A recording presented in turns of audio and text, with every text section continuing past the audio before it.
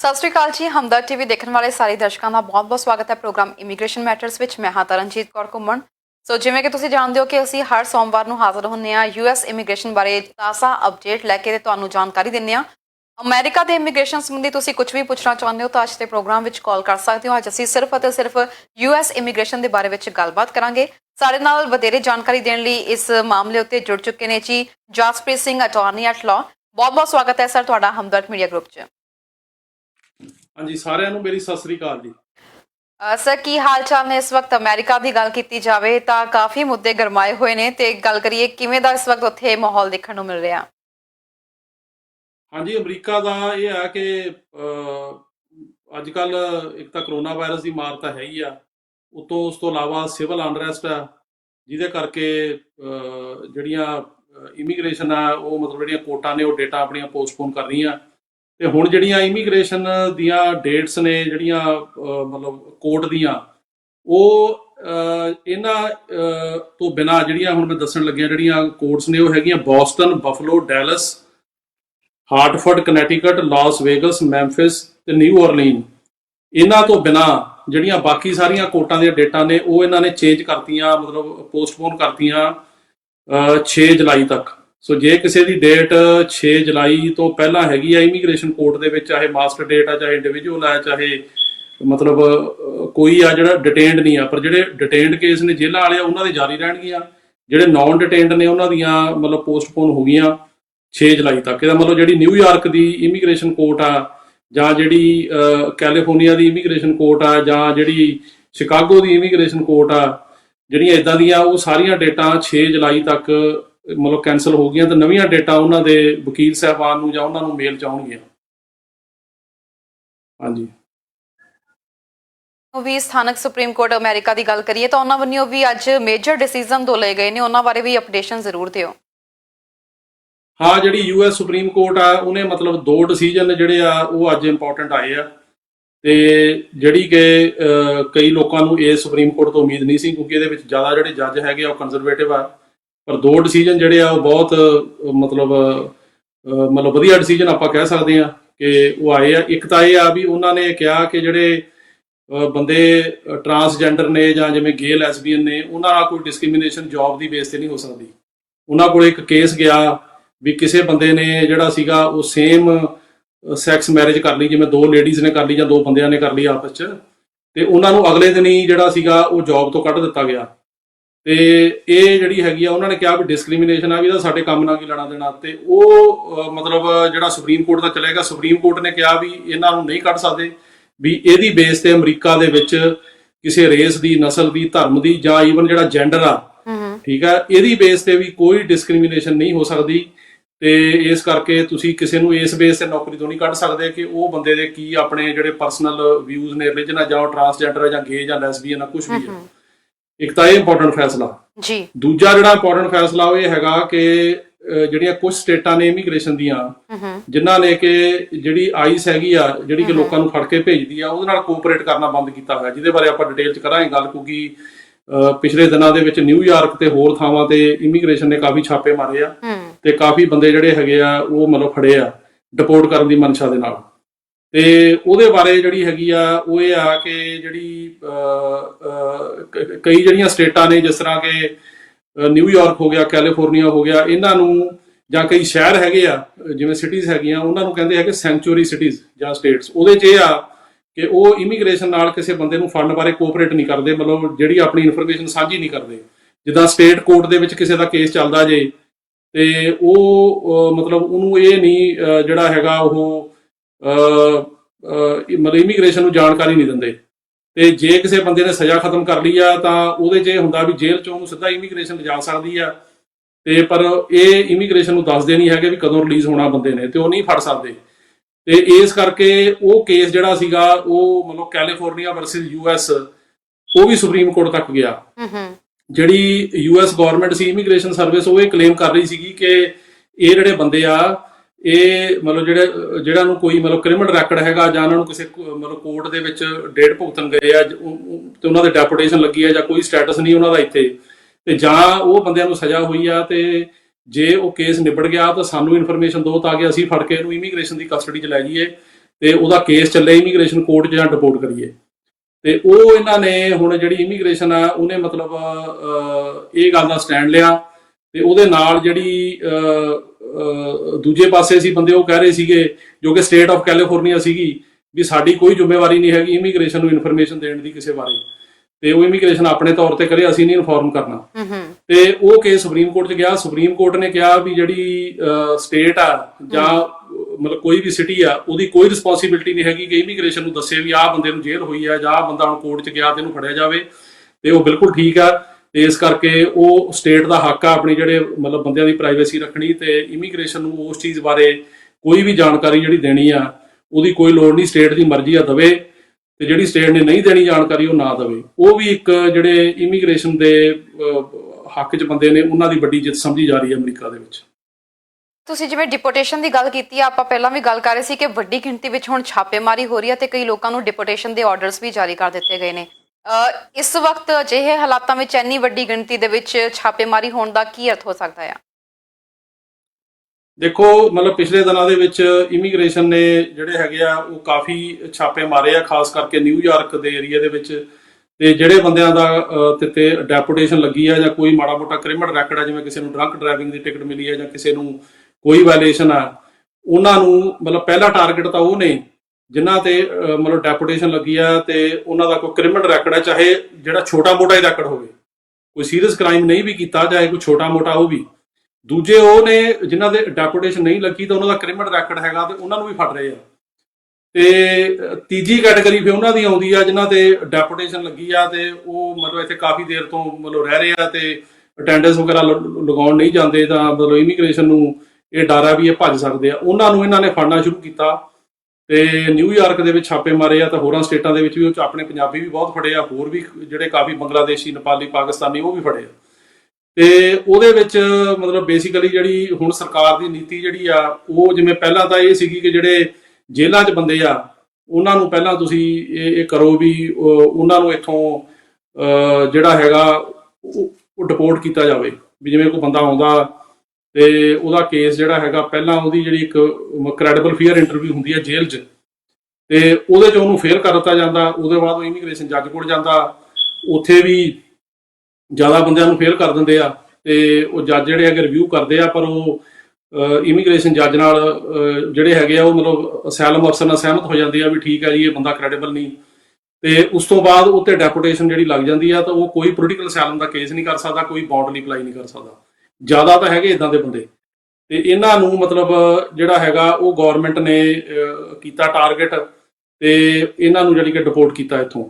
ਹੁਣ ਜਿਹੜੀ ਪਾਲਿਸੀ ਹੈਗੀ ਆ ਉਹ ਇਹ ਹੈਗੀ ਆ ਕਿ ਜਿਹੜੀ ਸਰਕਾਰ ਦੀ ਨੀਤੀ ਆ ਵੀ ਤੁਸੀਂ ਇਦਾਂ ਕਰੋ ਵੀ ਜਿਹੜੇ ਅੰਦਰ ਆ ਬੰਦੇ ਜਿਨ੍ਹਾਂ ਦਾ ਕੋਈ ਵੀ ਕ੍ਰਿਮੀਨਲ ਰੈਕਡ ਆ ਜਿਹੋ ਜਿਹਾ ਵੀ, ਉਹਨਾਂ ਨੂੰ ਫੜ ਕੇ ਤਾਂ ਵਾਪਸ ਭੇਜਿਆ ਜਾਵੇ। ਤੇ ਇਹਦੇ ਵਾਸਤੇ ਵੀ ਹੁਣ ਸਰਕਾਰ ਜਿਹੜੀ ਆ ਉਹ ਮਤਲਬ ਲੱਗੀ ਆ, ਛਾਪੇ ਪਏ ਨੇ, ਗਾਂਹ ਨੂੰ ਵੀ ਛਾਪੇ ਪੈਣਗੇ।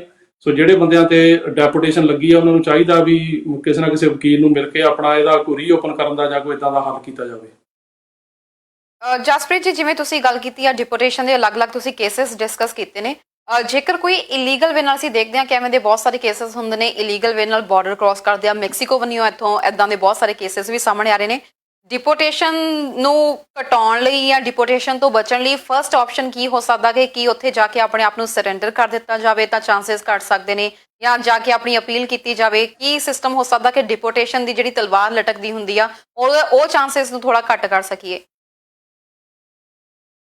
ਹਾਂਜੀ, ਇਹ ਇਸ ਤਰ੍ਹਾਂ ਹੈਗਾ ਕਿ ਜਿਹੜੀ ਡਿਪੋਰਟੇਸ਼ਨ ਦੀ ਨੀਤੀ ਆ ਇਹਦੇ ਵਿੱਚ ਇਹ ਦੋ ਕਿਸਮ ਦੀ ਆ ਜੀ। ਇੱਕ ਤਾਂ ਉਹ ਬੰਦੇ ਨੇ ਜਿਹੜੇ ਬਾਰਡਰ ਤੇ ਆਉਂਦੇ ਆ ਤੇ ਮਤਲਬ ਇਲੀਗਲ ਬਾਰਡਰ ਕ੍ਰਾਸ ਕਰਦੇ ਆ ਤੇ ਅਨਡਾਕੂਮੈਂਟਡ ਨੇ ਤਾਂ ਉੱਥੇ ਫੜੇ ਜਾਂਦੇ ਆ ਬਾਰਡਰ ਤੇ। ਜਿਹੜੇ ਇਦਾਂ ਫੜੇ ਜਾਂਦੇ ਆ ਉਹਨਾਂ ਦਾ ਮਤਲਬ ਇਹ ਆ ਵੀ ਇਮੀਗ੍ਰੇਸ਼ਨ ਅੱਗੇ ਉਹ ਜਾਂ ਤਾਂ ਆਪ ਹੀ ਸਰੈਂਡਰ ਕਰ ਦਿੰਦੇ ਆ ਤੇ ਜਾਂ ਉਹਨਾਂ ਨੂੰ ਜਿਹੜਾ ਹੈਗਾ ਉਹ ਮਤਲਬ ਫੜ ਲਿਆ ਜਾਂਦਾ। ਉਦੋਂ ਬਾਅਦ ਉਹਨਾਂ ਨੂੰ ਇੱਕ ਮਤਲਬ ਕੈਂਪ 'ਚ ਲੈ ਜਾਂਦੇ ਆ ਤੇ ਉੱਥੇ ਉਹਨਾਂ ਦੀ ਇੱਕ ਕ੍ਰੈਡੀਬਲ ਫੀਅਰ ਇੰਟਰਵਿਊ ਹੁੰਦੀ ਆ। ਉਹਦਾ ਮਤਲਬ ਇਹ ਆ ਕਿ ਜਿਹੜਾ ਅਸਾਈਲਮ ਅਫਸਰ ਆ ਉਹ ਡਿਸਾਈਡ ਕਰਦਾ ਵੀ ਕੀ ਇਹਦਾ ਕੇਸ ਜਿਹੜੇ ਅਸਾਈਲਮ ਦੇ ਗਰਾਊਂਡ ਆ ਉਹਨਾਂ 'ਚ ਆਉਂਦਾ ਤੇ ਕੀ ਇਹ ਫਿੱਟ ਆ ਇਮੀਗ੍ਰੇਸ਼ਨ ਜੱਜ ਦੇ ਅੱਗੇ ਜਾਣ ਲਈ ਕੇਸ। ਤੇ ਜੇ ਉਹ ਕਹਿੰਦਾ ਵੀ ਇਹ ਠੀਕ ਆ, ਕ੍ਰੈਡੀਬਲ ਆ, ਉਹਨਾਂ ਗਰਾਊਂਡਸ 'ਚ ਆਉਂਦਾ, ਮੈਨੂੰ ਲੱਗਦਾ ਵੀ ਠੀਕ ਕਹਿ ਰਿਹਾ, ਸੱਚ ਬੋਲ ਰਿਹਾ, ਇਹਨੂੰ ਕੋਈ ਪ੍ਰੋਬਲਮ ਆਈ ਆ, ਮਤਲਬ ਪਰਸੀਕਿਊਟ ਹੋਇਆ ਇੱਥੇ ਆਪਣੀ ਕੰਟਰੀ ਦੇ ਵਿੱਚ।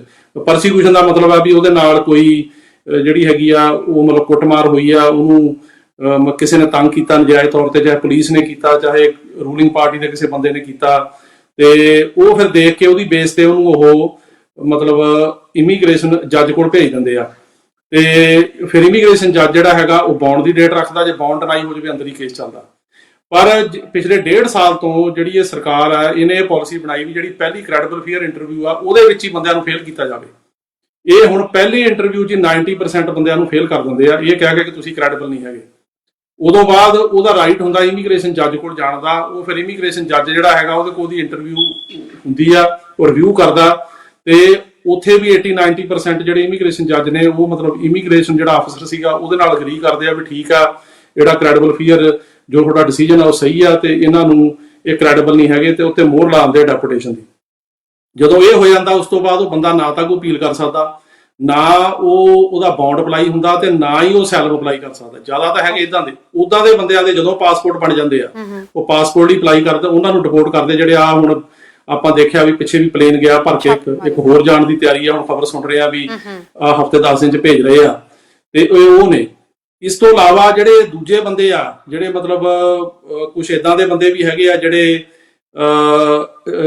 ਵੀ ਜਿਨ੍ਹਾਂ ਦੇ ਕੇਸ ਮਤਲਬ ਅਸਾਈਲਮ ਆਫਿਸਰ ਪਾਸ ਕਰ ਦਿੰਦਾ, ਜਾਂ ਅਸਾਈਲਮ ਆਫਿਸਰ ਉਹਨਾਂ ਦੇ ਕੇਸ ਜਿਹੜੇ ਹੈਗੇ ਆ ਉਹ ਫੇਲ ਕਰ ਦਿੰਦਾ, ਤੇ ਗਾਂ ਜੱਜ ਪਾਸ ਕਰ ਦਿੰਦਾ ਕ੍ਰੈਡੀਬਲ। ਉਹ ਕਹਿੰਦਾ ਵੀ ਠੀਕ ਆ ਕ੍ਰੈਡੀਬਲ ਆ, ਉਹਦਾ ਕੇਸ ਅੰਦਰ ਚੱਲਦਾ, ਉਹ ਫਿਰ ਬੌਂਡ ਅਪਲਾਈ ਕਰਦੇ ਆ। ਅਸੀਂ ਆ ਇੱਕ ਲਾਸਟ ਵੀਕ ਫਰਾਈਡੇ ਇੱਕ ਬੰਦੇ ਦਾ ਇੱਥੇ ਐਡਲੈਂਟੋ ਹੈਗਾ ਡਿਟੈਂਸ਼ਨ ਸੈਂਟਰ, ਉੱਥੇ ਬੌਂਡ ਕਰਾਇਆ ਜੇਲ੍ਹ ਚੋਂ, ਤੇ ਉੱਥੇ ਉਹਦਾ ਪਹਿਲਾਂ ਫੇਲ ਹੋ ਗਿਆ ਸੀ, ਪਰ ਉਹਨੂੰ 6 ਮਹੀਨੇ ਤੋਂ ਉੱਤੇ ਹੋ ਗਏ ਸੀ ਜੇਲ੍ਹ, ਤੇ ਉਹਦੀ ਬੇਸ ਤੇ ਉਹਦਾ ਬੌਂਡ ਹੋ ਗਿਆ, ਉਹਨਾਂ ਨੇ ਬੌਂਡ ਰੱਖਤਾ। ਸੋ ਇਦਾਂ ਦਾ ਜੀ ਇਹਦੇ ਬਾਰੇ ਅਸੀਂ ਤੁਹਾਡੇ ਕੋਲ ਜਾਣਕਾਰੀ ਲਵਾਂਗੇ। ਤੁਹਾਨੂੰ ਮੇਰੀ ਆਵਾਜ਼ ਸੁਣਾਈ ਦੇ ਰਹੀ ਹੈ?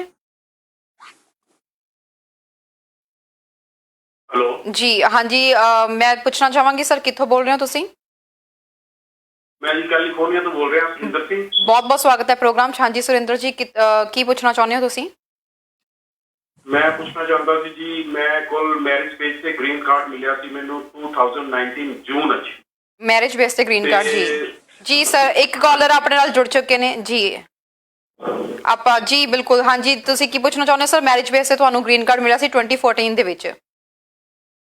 ਹਾਂ 2019 ਜੂਨ ਵਿੱਚ ਮਿਲਿਆ ਸੀ। ਵਿਦਿਨ 3 ਮੰਥ ਨਾ ਮੈਂ 2 ਵਾਰੀ ਇੰਡੀਆ ਜਾ ਕੇ ਆਇਆ ਹਾਂ। ਪਹਿਲੀ ਵਾਰੀ ਮੇਰੀ ਸਟੈਂਪ ਲੱਗੀ ਸੀ LPR, ਤੇ ਸੈਕਿੰਡ ਟਾਈਮ ਮੈਂ ਆਇਆ ਵਾਪਿਸ ਤੇ ਉਹਨਾਂ ਨੇ ਮੇਰੀ ਮੋਹਰ ਲਗਾ ਦਿੱਤੀ ਹੈ AME। ਇਹਦਾ ਕੀ ਮਤਲਬ ਹੈਗਾ? AME ਜੀ ਤੁਸੀਂ ਪੁੱਛਣਾ ਚਾਹੁੰਦੇ ਹੋ ਵੀ ਜਿਹੜੀਆਂ ਇਹ ਸਟੈਂਪਸ ਲਿਖੀਆਂ ਨੇ ਇਹਨਾਂ ਦਾ ਕੀ ਮਤਲਬ ਹੈ? ਹਾਂਜੀ ਜੀ ਬਿਲਕੁਲ, ਤੁਸੀਂ ਟੀਵੀ ਸਕਰੀਨ ਤੇ ਆਨਸਰ ਸੁਣ ਸਕਦੇ ਹੋ। ਮੈਂ ਜਸਪ੍ਰੀਤ ਜੀ ਨੂੰ ਜ਼ਰੂਰ ਪੁੱਛਣਾ ਚਾਹਾਂਗੀ ਕਿ ਅਸੀਂ ਇਹਨਾਂ ਨੂੰ ਕੁਝ ਪੁੱਛਣਾ ਤਾਂ ਨਹੀਂ ਹੈਗਾ, ਸੋ ਦੈਟ ਕਿ ਤੁਹਾਡੇ ਤੋਂ ਸਰ 1 ਮਿੰਟ ਤੁਸੀਂ ਔਨ ਹੋਲਡ ਰਹੇ ਹੋ, ਅਸੀਂ ਜਸਪ੍ਰੀਤ ਜੀ ਨੂੰ ਪੁੱਛ ਲਈਏ ਕਿ ਉਹਨਾਂ ਨੇ ਇਸ ਦੇ ਬਾਰੇ ਵਿੱਚ ਕੋਈ ਜਾਣਕਾਰੀ ਤਾਂ ਨਹੀਂ ਲੈਣੀ ਹੈਗੀ। ਠੀਕ ਹੈ ਜੀ ਜਸਪ੍ਰੀਤ ਜੀ, ਇਸ ਵਕਤ ਦਰਸ਼ਕ ਸਾਡੇ ਨਾਲ ਜੁੜੇ ਹੋਏ ਨੇ ਤੇ ਉਹ ਪੁੱਛਣਾ ਚਾਹੁੰਦੇ ਨੇ ਕਿ ਮੈਰਿਜ ਬੇਸ ਦੇ ਉੱਤੇ ਉਹਨਾਂ ਦਾ 2019 ਦੇ ਵਿੱਚ ਗ੍ਰੀਨ ਕਾਰਡ ਆ ਗਿਆ ਸੀ ਜੂਨ 2019 ਚ, ਤੇ ਉਸ ਤੋਂ ਬਾਅਦ ਉਹ ਹੈਲੋ ਜਸਪ੍ਰੀਤ ਜੀ, ਜੀ ਤੁਹਾਡੇ ਤੱਕ ਮੇਰੀ ਆਵਾਜ਼ ਆ ਰਹੀ ਹੈ ਸਰ? ਬਿਲਕੁਲ ਸਰ, ਮੈਂ ਤੁਹਾਡੇ ਨਾਲ ਦੁਬਾਰਾ ਰਾਬਤਾ ਕਾਇਮ ਕਰਦੀ ਹਾਂ ਜਦ ਤੱਕ ਮੈਂ ਮਿਸਟਰ ਆਪਣੇ ਨਾਲ ਕਾਲਰ ਜੁੜੇ ਨੇ ਉਹਨਾਂ ਦੀ ਅਸੀਂ ਇਨਕੁਆਇਰੀ ਜਿਹੜੀ ਉਹਦੇ ਬਾਰੇ ਜ਼ਰੂਰ ਰਿਪਲਾਈ ਕਰਦੀ ਹਾਂ। ਸਰ ਤੁਸੀਂ ਟੀਵੀ ਸਕਰੀਨ ਤੇ ਆਨਸਰ ਸੁਣ ਸਕਦੇ ਹੋ। ਕਾਲ ਕਰਨ ਲਈ ਤੁਹਾਡਾ ਬਹੁਤ ਬਹੁਤ ਧੰਨਵਾਦ। ਜੀ ਬਿਲਕੁਲ ਜਸਪ੍ਰੀਤ ਜੀ, ਇੱਥੇ ਇੱਕ ਸਾਡੇ ਦਰਸ਼ਕ ਨੇ ਸਾਨੂੰ ਕਾਲ ਕੀਤੀ ਹੈ ਤੇ ਉਹ ਸਾਨੂੰ ਪੁੱਛਣਾ ਚਾਹੁੰਦੇ ਨੇ ਜੀ ਇਸ ਦੇ ਬਾਰੇ ਵਿੱਚ। ਆਪਾਂ ਇੱਕ ਇੱਥੇ ਛੋਟੇ ਜਿਹੇ ਬ੍ਰੇਕ ਲਈ ਪਹਿਲਾਂ ਰੁਕ ਲਈਏ, ਬ੍ਰੇਕ ਤੋਂ ਬਾਅਦ ਆਪਾਂ ਇਹਨਾਂ ਦੇ ਸਵਾਲ ਦਾ ਵੀ ਜਵਾਬ ਦੇ ਦਿੰਦੇ ਹਾਂ। ਸੋ ਇੱਥੇ ਜੀ ਇੱਕ ਛੋਟੇ ਜਿਹੇ ਬ੍ਰੇਕ ਲਈ ਰੁਕ ਰਹੇ ਹਾਂ, ਬ੍ਰੇਕ ਤੋਂ ਬਾਅਦ ਅਸੀਂ ਵਾਪਸ ਆਉਂਦੇ ਹਾਂ ਤੇ ਕਾਲਰ ਦੇ ਸਵਾਲ ਦਾ ਵੀ ਅਸੀਂ ਜਵਾਬ ਦੇ ਰਹੇ ਹਾਂ ਨਾਲ।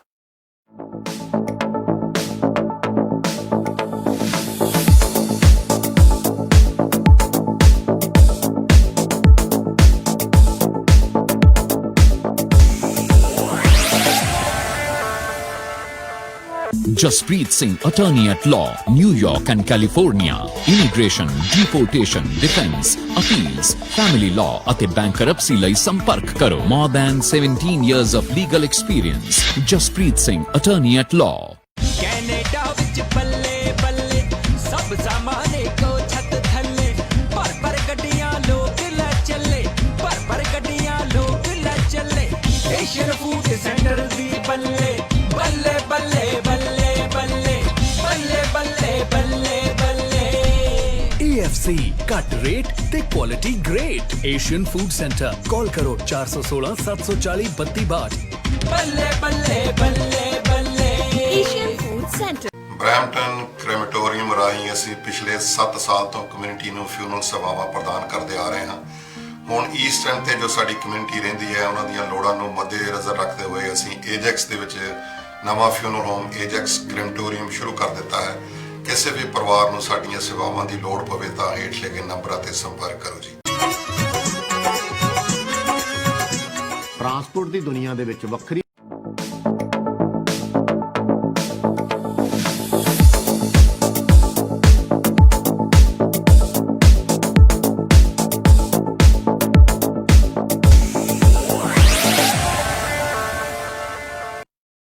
ਬ੍ਰੇਕ ਤੋਂ ਬਾਅਦ ਇੱਕ ਵਾਰ ਫਿਰ ਤੋਂ ਤੁਹਾਡਾ ਸਭ ਦਾ ਸਵਾਗਤ ਹੈ ਤੇ ਅੱਜ ਅਸੀਂ ਗੱਲਬਾਤ ਕਰ ਰਹੇ ਹਾਂ ਯੂਐਸ ਇਮੀਗ੍ਰੇਸ਼ਨ ਦੇ ਬਾਰੇ ਵਿੱਚ। ਜਸਪ੍ਰੀਤ ਜੀ, ਇਸ ਤੋਂ ਪਹਿਲਾਂ ਬ੍ਰੇਕ ਤੇ ਜਾਣ ਤੋਂ ਪਹਿਲਾਂ ਇੱਕ ਕਾਲਰ ਨੇ ਸਾਨੂੰ ਕਾਲ ਕੀਤੀ ਸੀ ਤੇ ਉਹ ਜਾਣਨਾ ਚਾਹੁੰਦੇ ਸੀ ਕਿ ਉਹਨਾਂ ਨੂੰ 2019 ਦੇ ਵਿੱਚ ਗ੍ਰੀਨ ਕਾਰਡ ਮਿਲਿਆ ਸੀ ਮੈਰਿਜ ਬੇਸ ਤੇ ਇਸ ਤੋਂ ਬਾਅਦ ਉਹ 2 ਵਾਰ ਇੰਡੀਆ ਜਾ ਆਏ ਨੇ। ਉਹਨਾਂ ਨੂੰ ਜਿਹੜੀਆਂ ਸਟੈਂਪਸ ਲਗਾਈਆਂ ਗਈਆਂ ਨੇ ਉਹਦੇ ਵਿੱਚੋਂ ਪਹਿਲੀ ਸਟੈਂਪ LPR ਲਗਾਈ ਗਈ ਤੇ ਦੂਜੀ ਸਟੈਂਪ ਲਗਾਈ ਗਈ ਹੈ AME। ਸੋ ਇਸ ਦੇ ਬਾਰੇ ਵਿੱਚ ਜਾਣਨਾ ਚਾਹੁੰਦੇ ਨੇ ਕਿ ਇਹ ਕੀ ਹੈ।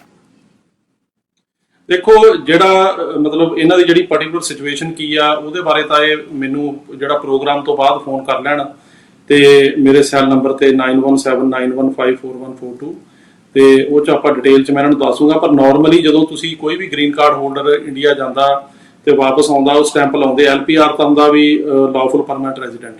ਜਿਹੜੀ ਦੂਜੀ ਸਟੈਂਪ ਆ ਉਹਦੇ ਬਾਰੇ ਫਿਰ ਇਹਨਾਂ ਨੂੰ ਮੈਨੂੰ ਉਹਦੀ ਜ਼ਿਆਦਾ ਫੋਟੋਕਾਪੀ ਭੇਜਣੀ ਪਊਗੀ, ਸਾਰੀ ਸਿਚੁਏਸ਼ਨ ਦੱਸਣੀ ਪਊਗੀ ਤਾਂ ਮੈਂ ਦੱਸ ਸਕਦਾ ਵੀ ਉਹ ਕਿਉਂ ਲਾਈ ਆ ਤੇ ਕੀ ਆ। ਪਰ ਜਿਹੜੀ ਪਹਿਲੀ ਸਟੈਂਪ ਹੈਗੀ LPR ਦੀ ਉਹ ਤਾਂ ਡੈਫੀਨਿਟਲੀ ਜਦੋਂ ਵੀ ਗ੍ਰੀਨ ਕਾਰਡ ਹੋਲਡਰ ਜਾਂਦਾ ਤਾਂ ਉਹਦੀ ਉਹ ਸਟੈਂਪ ਲਾਉਂਦੇ ਆ। ਤੇ ਇਹਨਾਂ ਨੂੰ ਇਹੀ ਆ ਵੀ ਇਹ ਇਸ ਪ੍ਰੋਗਰਾਮ ਤੋਂ ਬਾਅਦ ਮੈਨੂੰ ਫੋਨ ਕਰ ਲੈਣ ਤੇ ਮੈਨੂੰ ਆਪਣਾ ਜੋ ਵੀ ਪਾਸਪੋਰਟ ਦੀਆਂ ਸਟੈਂਪਾਂ ਹੈਗੀਆਂ ਉਹਨੂੰ ਈਮੇਲ ਕਰ ਦੇਣ। ਮੈਂ ਇਹਨਾਂ ਨੂੰ ਦੇਖ ਕੇ ਸਾਰੀ ਗੱਲ ਸਮਝ ਕੇ ਜਵਾਬ ਦੇ ਦੇਵਾਂ। ਜੀ ਬਿਲਕੁਲ ਸਰ, ਆਪਾਂ ਡਿਪੋਰਟੇਸ਼ਨ ਦੇ ਸੈਕੰਡ ਸਿਨੈਰੀਓ ਦੀ ਗੱਲਬਾਤ ਕਰ ਰਹੇ ਸੀਗੇ, ਉਹਦੇ ਬਾਰੇ ਵਿੱਚ ਜਾਣਕਾਰੀ ਤੁਸੀਂ ਦੇ ਰਹੇ ਸੀ।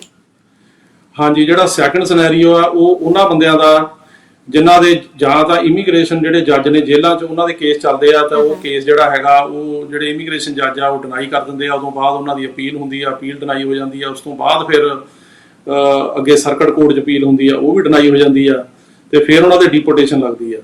ਤੇ ਜਾਂ ਉਹ ਨੇ ਜਿਹੜੇ ਬਾਹਰ ਆ ਜਾਂਦੇ ਆ ਤੇ ਉਹਨਾਂ ਦੇ ਬਾਹਰ ਕੇਸ ਚੱਲਦੇ ਆ ਅਸੈਲਮ ਦੇ, ਚਾਹੇ ਉਹ ਜੇਲ੍ਹ 'ਚੋਂ ਆਏ ਆ ਕੈਂਪ 'ਚੋਂ, ਚਾਹੇ ਉੱਦਾਂ ਹੀ ਆ ਕੇ ਜਿਵੇਂ ਕੋਈ ਬੰਦਾ ਆਇਆ ਤਾਂ ਉਹਨੇ ਕੇਸ ਲਾਤਾ ਤੇ ਉਹਨਾਂ ਦੇ ਜਿਹੜੇ ਕੇਸ ਨੇ ਉਹ ਮਤਲਬ ਇੱਥੇ ਬਾਹਰ ਚੱਲ ਰਹੇ ਆ ਇਮੀਗ੍ਰੇਸ਼ਨ ਕੋਰਟਾਂ 'ਚ ਤੇ ਇੱਥੇ ਡਿਨਾਈ ਹੋ ਗਏ। ਅੱਗੇ ਅਪੀਲ ਕੀਤੀ ਉਹ ਵੀ ਡਿਨਾਈ ਹੋ ਗਈ ਤੇ ਜਦੋਂ ਸਾਰੇ ਜਿਹੜੇ ਐਵਨਿਊਜ਼ ਨੇ ਉਹ ਖਤਮ ਹੋ ਗਏ ਤਾਂ ਉਸ ਤੋਂ ਬਾਅਦ ਉਹਨਾਂ ਦਾ ਜਿਹੜਾ ਡਿਪੋਰਟੇਸ਼ਨ ਦਾ ਆਰਡਰ ਫਾਈਨਲ ਹੋ ਗਿਆ। ਕਿਉਂਕਿ ਜਦੋਂ ਵੀ ਕੋਈ ਕੇਸ ਡਿਨਾਈ ਹੁੰਦਾ ਤਾਂ ਉਸ ਬੰਦੇ ਕੋਲ ਅਪੀਲ ਕਰਨ ਦਾ 30 ਦਿਨ ਦਾ ਟਾਈਮ ਹੁੰਦਾ ਤੇ 30 ਦਿਨ ਦੇ ਵਿੱਚ ਵਿਦਨ 30 ਡੇਜ਼ ਉਹਨੂੰ ਅਪੀਲ ਕਰਨੀ ਪੈਂਦੀ ਹੈ। ਤੇ ਜੇ ਉਹ ਅਪੀਲ ਨਾ ਕਰੇ ਜਾਂ ਅਪੀਲ ਕਰ ਦੇਵੇ, ਅਪੀਲ ਫੇਲ ਹੋ ਜਾਵੇ, ਫਿਰ ਇੱਕ ਸੈਕੰਡ ਅਪੀਲ ਹੁੰਦੀ ਹੈ ਸਰਕਟ ਕੋਰਟ ਦੇ ਵਿੱਚ, ਡਿਪੈਂਡਿੰਗ ਔਨ ਕਿ ਉਹ ਕਿਹੜੀ ਸਟੇਟ 'ਚ ਆ। ਜਿਵੇਂ ਹੁਣ ਕੈਲੀਫੋਰਨੀਆ ਦੇ ਕੇਸ ਜਾਂਦੇ ਆ 9 ਸਰਕਟ 'ਚ, ਜਿਹੜੇ ਨਿਊਯਾਰਕ ਦੇ ਉਹ ਸੈਕੰਡ ਸਰਕਟ ਜਾਂਦੇ ਇਸ ਤਰ੍ਹਾਂ। ਤੇ ਜੇ ਉੱਥੇ ਵੀ ਫੇਲ ਹੋ ਜਾਵੇ ਤਾਂ ਫਿਰ ਉਹ ਡਿਪੋਰਟੇਸ਼ਨ ਦਾ ਆਰਡਰ ਪੱਕਾ ਹੋ ਜਾਂਦਾ ਤੇ ਉਹਨੂੰ ਫਿਰ ਉਹ ਕਿਸੇ ਵੇਲੇ ਵੀ ਆ ਕੇ ਫੜ ਸਕਦੇ ਆ ਤੇ ਵਾਪਸ ਡਿਪੋਰਟ ਕਰ ਸਕਦੇ ਆ। ਓਬਾਮਾ ਐਡਮਿਨਿਸਟ੍ਰੇਸ਼ਨ ਨੇ ਇਹ ਬਣਾਈ ਸੀਗੀ ਪਾਲਿਸੀ ਵੀ ਜਿਹੜੇ ਬੰਦਿਆਂ ਨੇ ਮਤਲਬ ਕ੍ਰਾਈਮ ਕੀਤੇ ਨੇ, ਜਿਨ੍ਹਾਂ ਦੇ ਕ੍ਰਿਮੀਨਲ ਰੈਕਡ ਨੇ, ਵੀ ਉਹੀ ਡਿਪੋਰਟ ਕਰਨੇ ਆ ਤੇ ਦੂਜਿਆਂ ਨੂੰ ਨਹੀਂ ਕਰਨਾ, ਕਿਉਂਕਿ ਸਾਡੇ ਕੋਲ ਰਿਸੋਰਸਿਸ ਨਹੀਂ ਹੈਗੇ ਵੀ ਹਰ ਬੰਦੇ ਨੂੰ ਚੜਾ ਸਕੀ ਜਿੱਥੇ ਡਿਪੋਰਟੇਸ਼ਨ ਲੱਗੀ ਆ। ਤੇ ਇਹ ਅਜੇ ਤੱਕ ਨੀਤੀ ਉਹੀ ਆ।